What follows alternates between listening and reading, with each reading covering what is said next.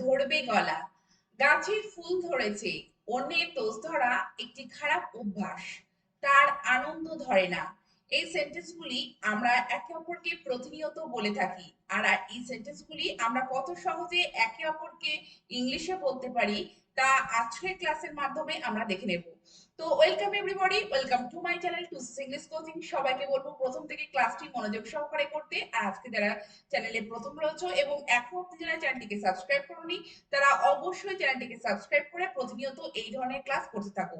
তো আজকের ক্লাসটি খুবই ইন্টারেস্টিং এবং ইম্পর্টেন্ট হতে চলেছে, কারণ আজকের ক্লাসে আমরা এই বিভিন্ন সেন্টেন্সগুলি ইংলিশে আমরা ট্রান্সলেট করব এবং এখানে আমরা যদি লক্ষ্য করে দেখব প্রত্যেকটি সেন্টেন্সে একটি কমন ওয়ার্ড রয়েছে ধরা। কিন্তু প্রত্যেকটি সেন্টেন্সে আমরা ধরা এই বাংলা ওয়ার্ডটি আমরা কিভাবে ইংলিশে বলবো সেটা আজকে ক্লাসের মাধ্যমে আমরা দেখে নেব। তো প্রথম সেন্টেন্সটি কি রয়েছে চলো আমরা দেখে নিই। দেখো প্রথম সেন্টেন্সটি রয়েছে বলটি ধরো। তো কিভাবে সেন্টেন্সটি বলবে? Catch the ball, catch the ball. দ্বিতীয় সেন্টেন্সটি দেখো, এই পাত্রে কতটুকু দুধ ধরবে? কিভাবে বলবে? How much milk will this pot hold, how much milk will this pot hold. বা হোল্ডের পরিবর্তে তোমরা কন্টেনও বলতে পারো। পরের সেন্টেন্সটি দেখো, তার আনন্দ ধরে না। কিভাবে বলবে? He can't contain himself for joy, he can't contain himself for joy. পরের সেন্টেন্সটি দেখো, এই কথা আমার মনে ধরছে না। তো এই ধরা ব্যাপারটা রয়েছে, কিন্তু আমরা কিভাবে সেন্টেন্সটি বলবো? This does not Apple to my mind, this does not Apple to my mind. তো অ্যাপেল। পরের সেন্টেন্সটি দেখো, তার কৌশল ধরা পড়েছে। তো তার চালাকি ধরা পড়েছে। তো এখানে ধরা বলতে আমরা কিভাবে বলবো? His trick has been detected, his trick has been detected। তো এখানে ধরা বলতে যে কৌশল ধরা সেটা কিন্তু ডিটেক্ট।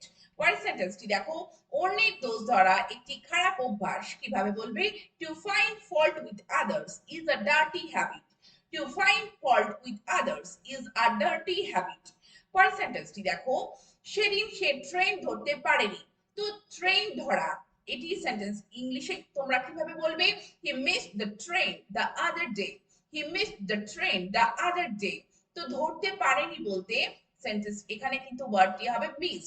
পরের সেন্টেন্সটি দেখো, তার চুলে পাক ধরেছে। তো ইংলিশে কিভাবে বলবে? his hair has begun to turn gray, his hair has begun to turn gray।